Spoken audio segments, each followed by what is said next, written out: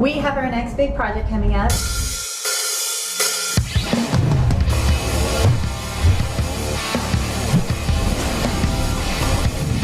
The kids are grown up. We don't need a bathtub anymore. It's just taking up space.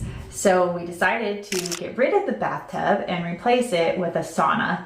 We love the style of our bathroom the way that it is, so we didn't want to change any of that up, but we wanted to have a beautiful sauna be kind of a statement piece to add to the room. The first steps were planning and purchasing materials. Then we're going to do demo, framing, electric, plumbing, tile, and building and installing the actual sauna walls and benches. This is our general idea for what the sauna layout is going to be. This is where the tub currently is, and then there'll be benches here. The sauna unit will be on this wall here, and this will still be our shower, just all enclosed with glass now. It's going to be very important which sauna unit we pick, so we need to do some good research on that.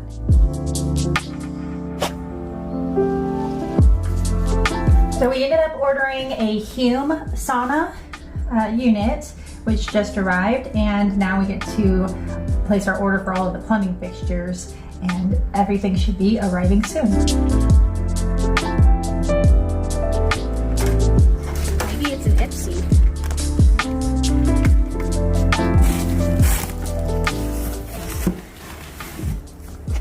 Let's see. Oh, this is the shower. What's this? Valve. It's going to be the trim for turning the shower on.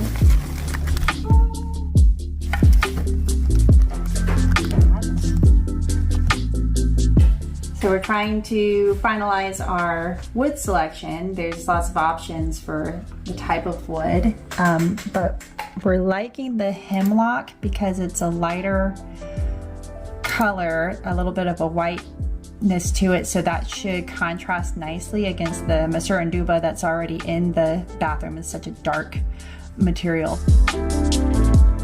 After doing a bit more research and talking to my dad, we decided to not use hemlock and go with cedar instead. Cedar is going to last a lot longer, and it's just a more durable wood for the sauna. We went with Western red cedar. It's the most recommended cedar variety for saunas. We chose premium grade clear heart cedar boards. It's the higher end. It's got, like, this sample has no knots in it at all. So most of it is very, very few knots in the wood. It's beautiful.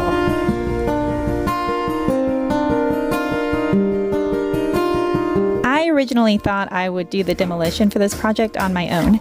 I quickly realized that this was not feasible and called Anatolio to bring his crew of about 3 guys over. They made quick work of tearing out the old shower and removing the 1-ton cast iron tub. I might still be working on the demo now if I hadn't made that call. Settle up, we're calling up the pain. Sitting at the single amp. This floor needs to come out too. It's part of the demo. So I need to see how hard that's going to be and if I should have Anatolio come back to do that, or if it's something I can do myself.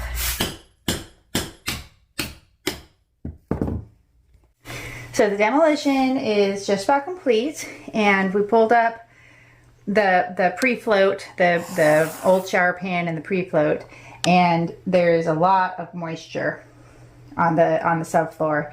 I mean, it's soaking wet. That means that some part of the previous shower was not good, and I think it was the shower pan. I think that the shower pan was a bad shower pan. We're definitely going to make sure that this new shower pan is completely sealed, watertight, no issues, and hopefully this doesn't happen again. Because of the water damage, I had to replace the subfloor.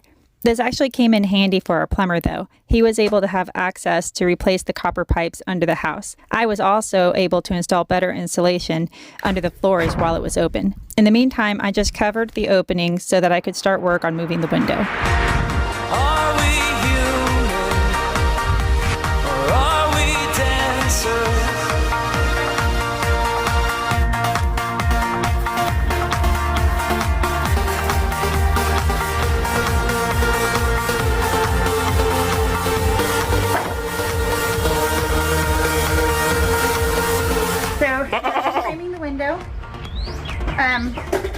originally it was centered on the bathroom wall. Now we want the whole window, it's the same window, but it's going to be entirely inside the sauna. So we just have to shift it over about a foot, so it'll be totally enclosed. So I'm going to try to use as much of the framing as I can, and then we can get it all closed back in.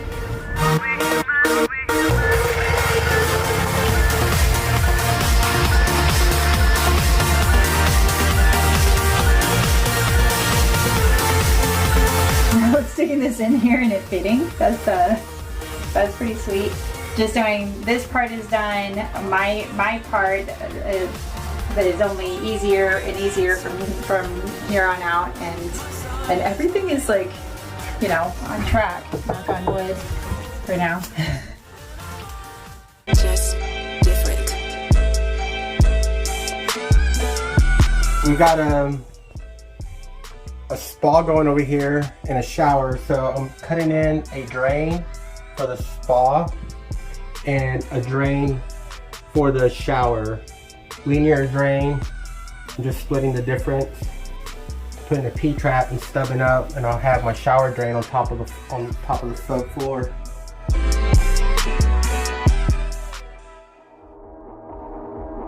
The pipes up here, and then cap them, and then we can turn the water back on. Okay. And then we can work on the setting the floor. And I'm gonna have to do the same thing for this guy. Yeah. Freddie changed out the diverter valve and replaced the copper pipes with PEX.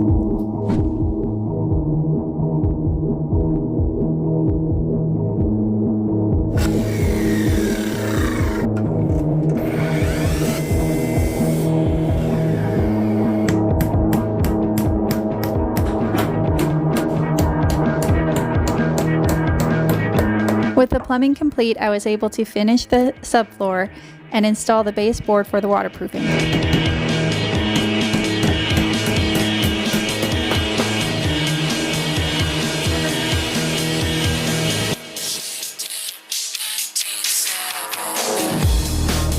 I want to have these lights in the corner and a strip light here, and then there's going to be this shower light and the hall light are already there. And above, we have the outlets that have the strip lights here on the fur down for the indirect lighting up here. And then the on and off will just be with the remote control on your phone, and then these will be on the switch.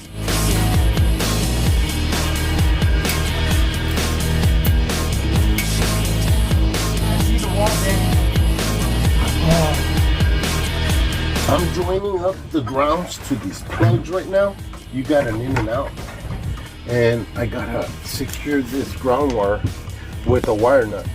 That's the code, and that way you just leave one lead so you can tie into your terminal, your screw on your plug, and you got 2 terminals for your neutrals and 2 for your hot sides, so this will accommodate it.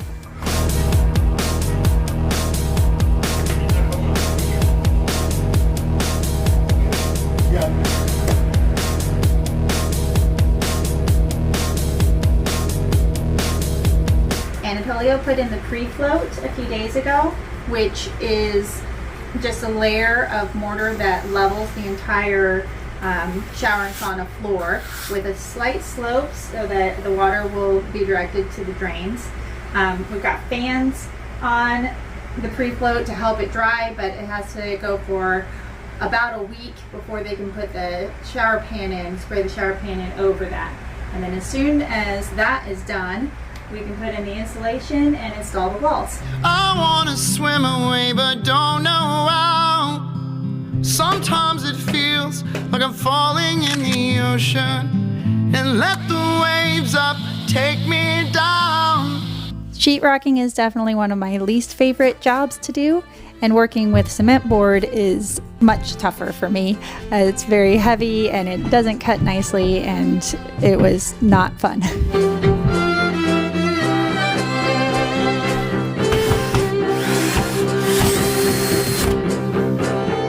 Tile selection ended up being one of the longest parts of the process. We could match the travertine easily, but the marble wall that we originally had to find something to match.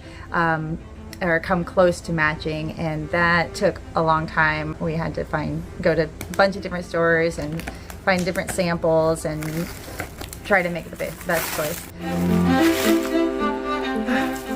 We've been waiting for this sample to come in to see if it's going to be close enough. Well, it is close, but it's definitely lacking the warmth that the original stone has.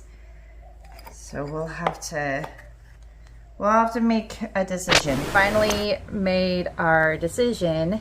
We went with this stone here. Unfortunately, when the material did arrive, we noticed that stones have little cracks in them. That's just how it's manufactured. So we asked about it, and they said, oh, well, we'll just send a whole new batch of material. The second batch came in and it was exactly the same. So we just went with it, and we didn't end up getting started on the tile until during our trip in June. Once our material finally arrived, we were able to bring Anatolio back in and get him started on the stone walls.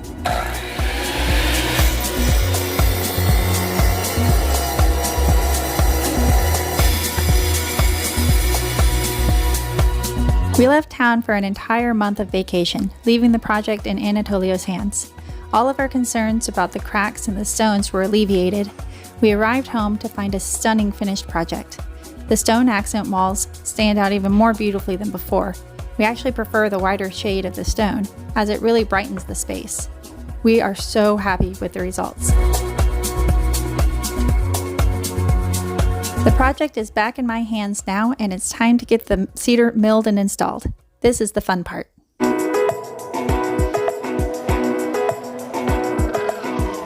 We're at Dad's shop, and we brought the material over.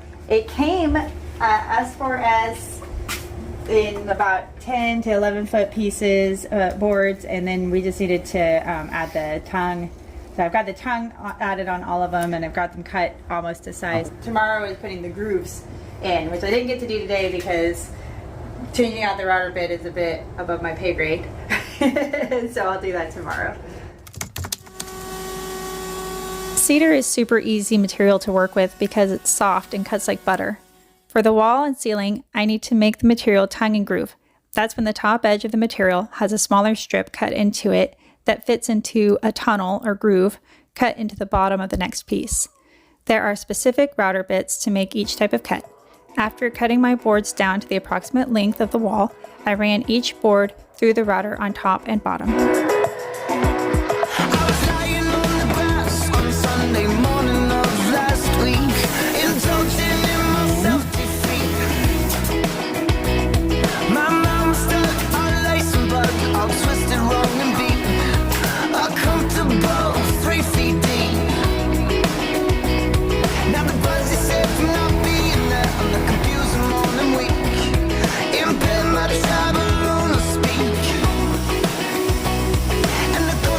Most of the cedar went in super fast and easy.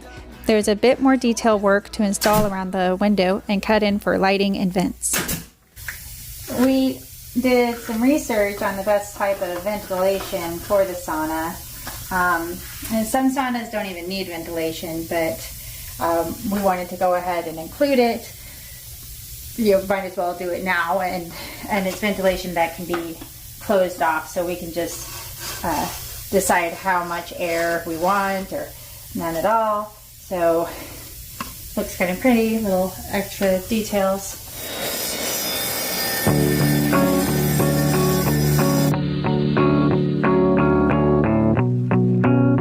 Anatolio came back one more time to complete some tile baseboard and trim before the glass could be installed.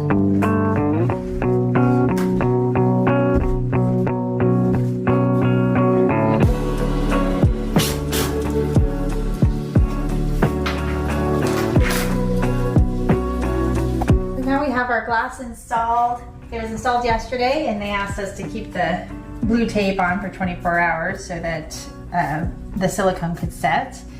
It's beautiful. The glass work is amazing. The sauna is really well sealed. The main step that's left is having the electrician come and wire up the actual sauna unit. Today I'm going to start building our cedar benches for the sauna. I want to try to figure out a cool way to do to join the corners together. So I'm going to work on a design detail for that and put together the tops and the frames.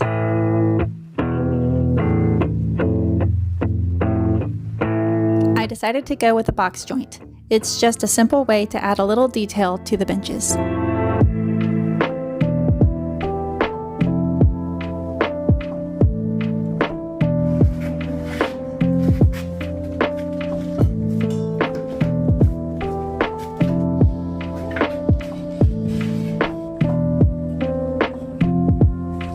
I finished building our sauna benches. This is the lower bench, and this is going to be the upper bench. What do you think?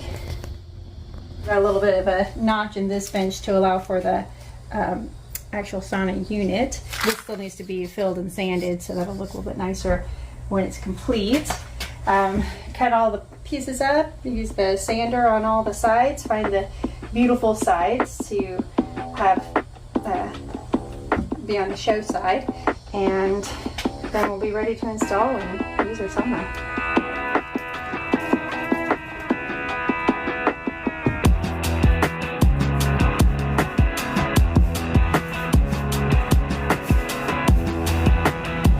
The next step is applying paraffin oil. This will help the cedar last longer and keep the color richer.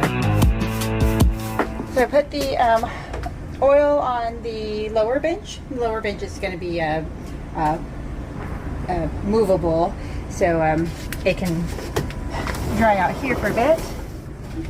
And all that's really left is putting the oil on the walls, the ceiling, and the upper bench, which is installed. Then we bring the lower bench in, turn the sauna on, and cook the oil into the wood, bake the oil into the wood. These are the very last steps. I need to complete the finishing details like caulking all of the seams between wood and stone, install cedar trim pieces, sauna light covers, plumbing fixtures, and our heated towel rack. Then finish up with a top to bottom clean and shine. We finally get to enjoy the fruits of our labor. We just got out of the ice tub in the backyard, and now we're in the sauna, and we get to do our hot, cold, and it's just beautiful and perfect. Now all I can say is that my life is pretty plain, and I like watching the puddles gather rain.